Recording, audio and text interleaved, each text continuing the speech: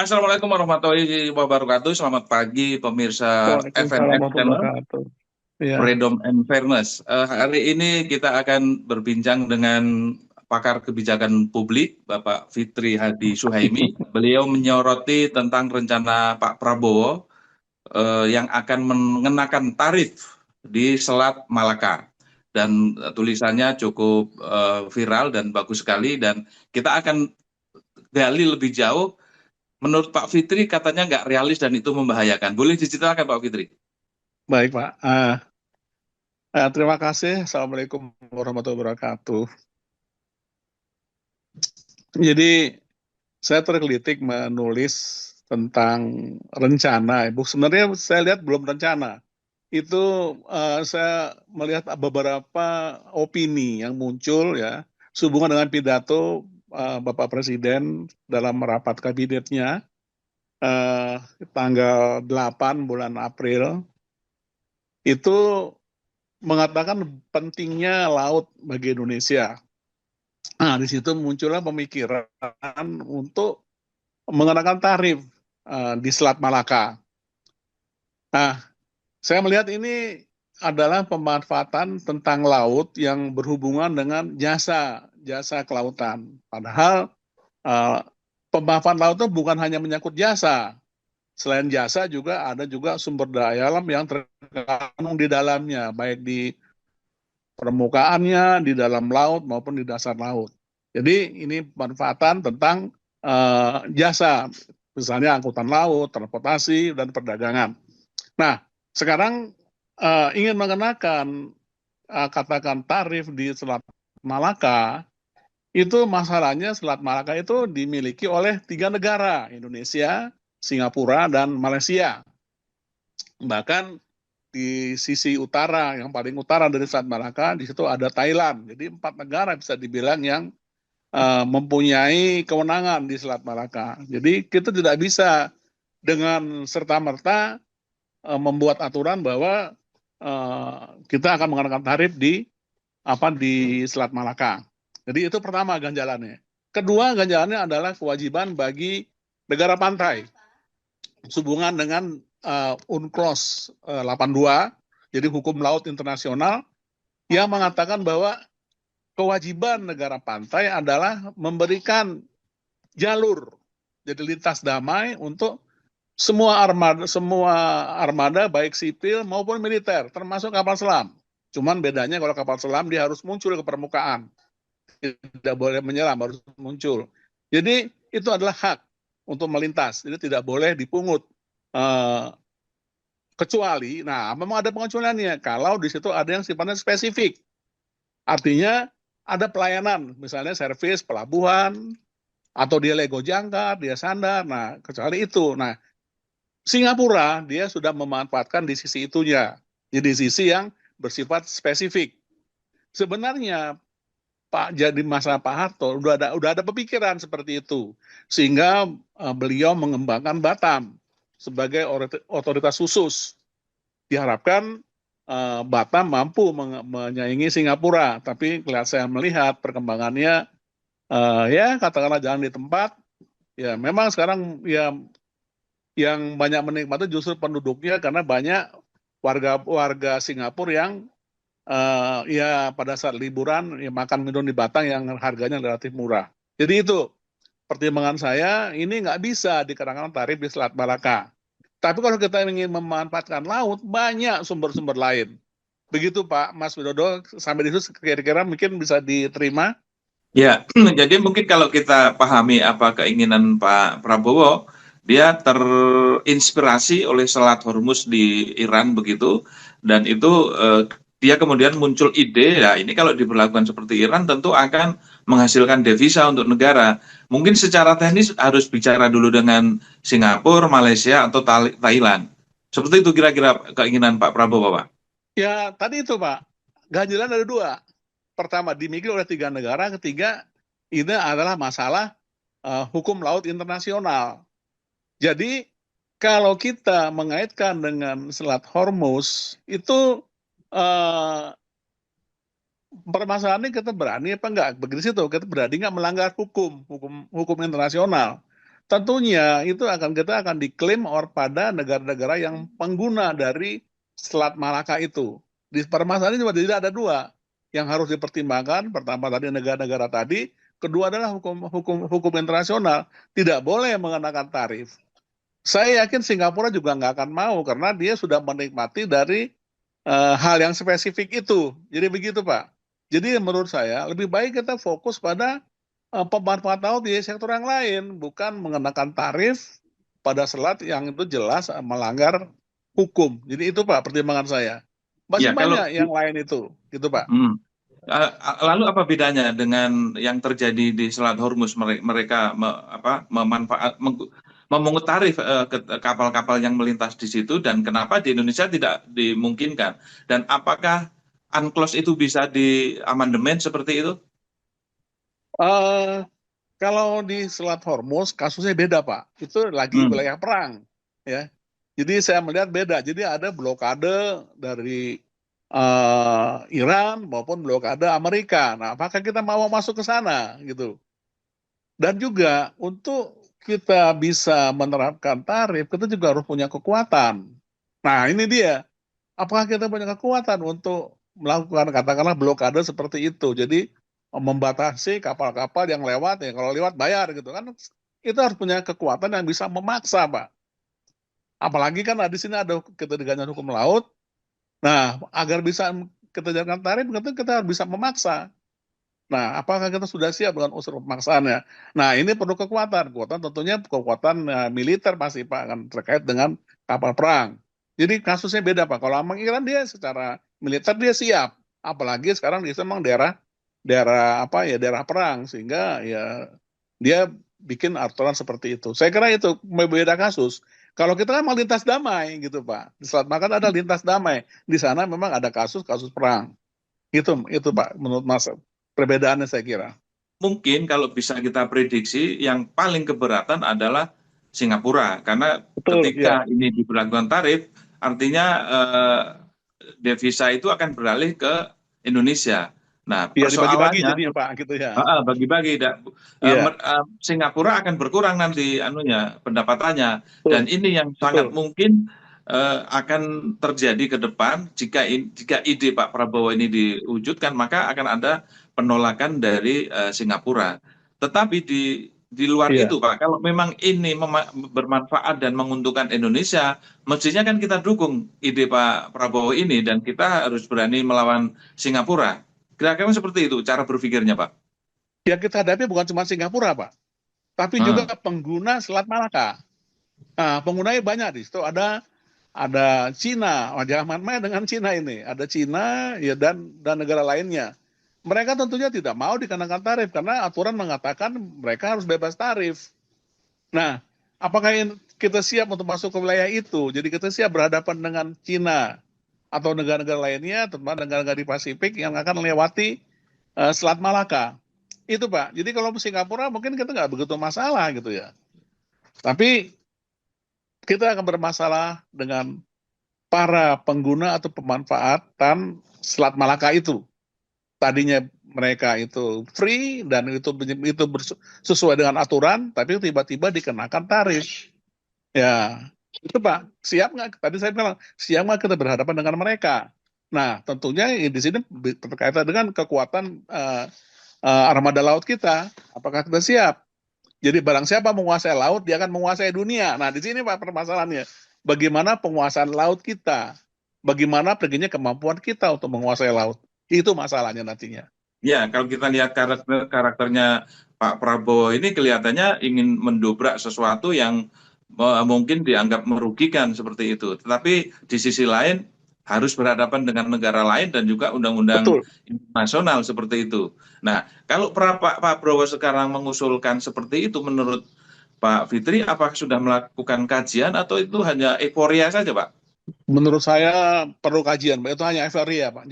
Jadi kalau saya melihat lebih mengarah pada bagaimana kita tertekan, Pak, ya, akibat dari apa namanya blokade yang terjadi di Teluk itu, Pak.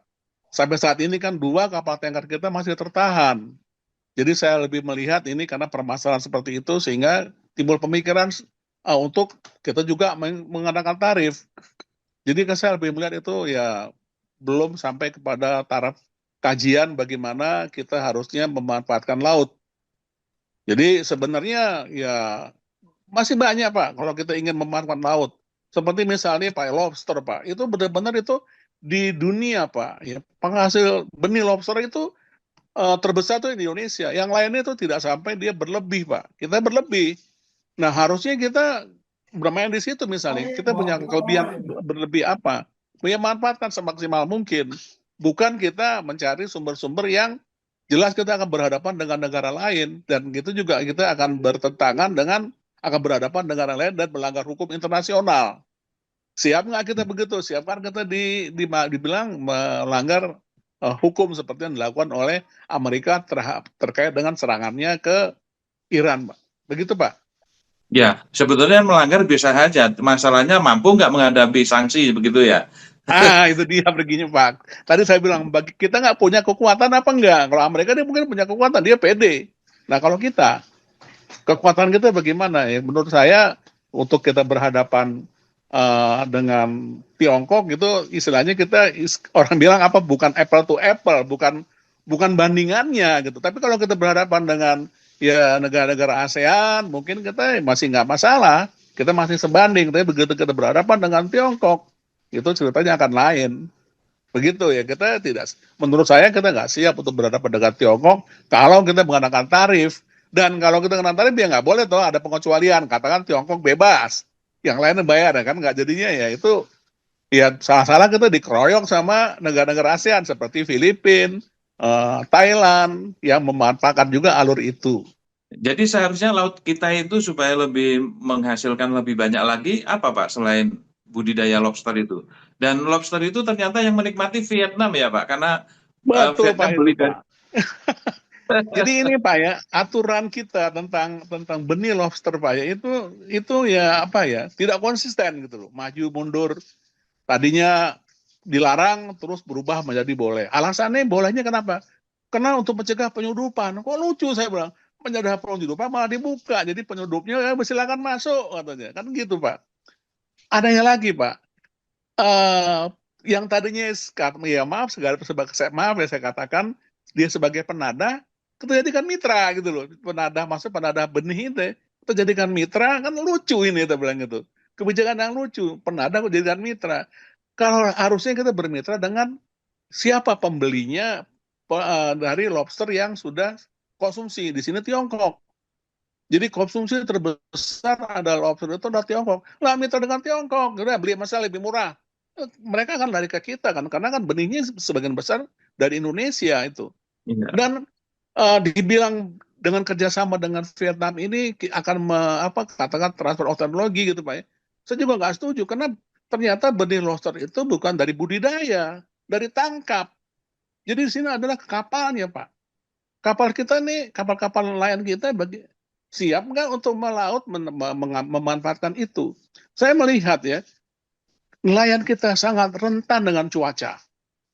Kenapa ya? Karena kapalnya kecil-kecil. Lain dengan Thailand, terus Vietnam, Hong Kong, sampai ke kita Pak, dia cari ikan. Lah kita yang cuma di depan, di pengalaman sendiri nggak sanggup. Begitu ada cuaca buruk sedikit, tuh udah nggak berani keluar. Kebetulan Pak, saya punya hubungan baik dengan nelayan-nelayan di Lamongan. Kasihan lihatnya, begitu cuaca buruk, dia nggak melaut. Padahal itu lihat belum apa-apa itu kalau dibanding dengan nelayan-nelayan dari tadi itu negara tetangga kita. Jadi itu diantaranya ada apa lagi? Garam juga. Bayangkan Pak, kita nomor 2 terpanjang pantainya di dunia. Di dunia loh Pak. Kita garam impor. Ini apa ini saya bilang gitu. Jadi banyak lagi. Saya juga pernah lihat peta dari mineral yang ada di dasar laut. Ternyata banyak Pak. Mineral kita di dasar laut. Ini mineral itu ya minyak ini nih. Ya kita nyari yang sekitar-sekitar, bahkan ada yang di daratan seperti kasus Lapindo. Itu rawan banget tuh kita mengebor sumber minyak di pemukiman. Kita lihat kan di Lapindo apa dampaknya. Jadi justru banyak yang belum seperti kita sampai zona ekonomi 200 mil Pak, bayangin Pak. kita punya wilayah laut itu yang bisa dimanfaatkan. Belum lagi landas kontinen, lebih jauh lagi keluar. Ya itu dulu dimanfaatkan. Nah, bagaimana bisa memanfaatkan? Ya, kita butuh kapal-kapal yang canggih. Selama saya di PT PAL hampir 10 tahun, nggak pernah itu Pak kita membuat kapal ikan. Justru KKP sibuk ikut-ikutan jaga laut.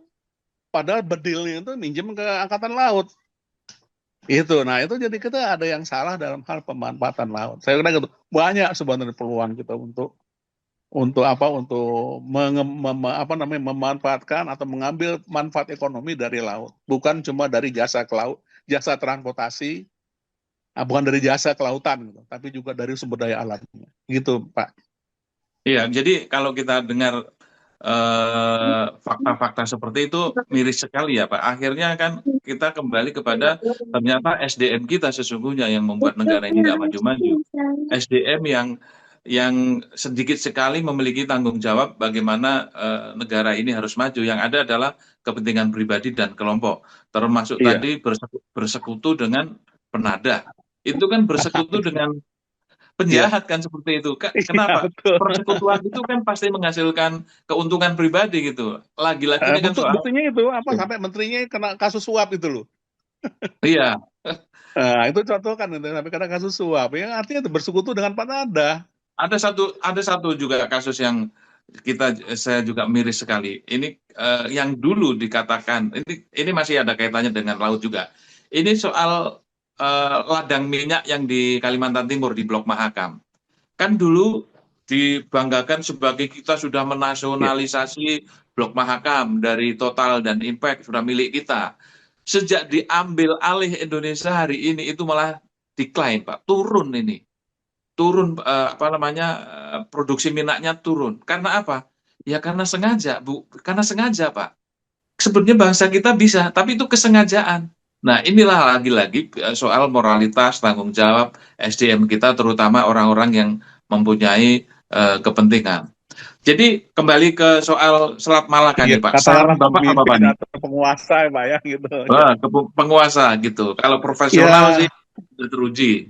kalau terkait dengan masalah itu Pak ya, kenapa kok kepemimpinan di negara kita kok jadi lemah seperti ini? Saya lebih melihat karena undang-undang yang menyangkut kepartaian Pak. Jadi sekarang ini DPR sebagai ya dia kan pengawas Pak, pengawas dari pemerintah.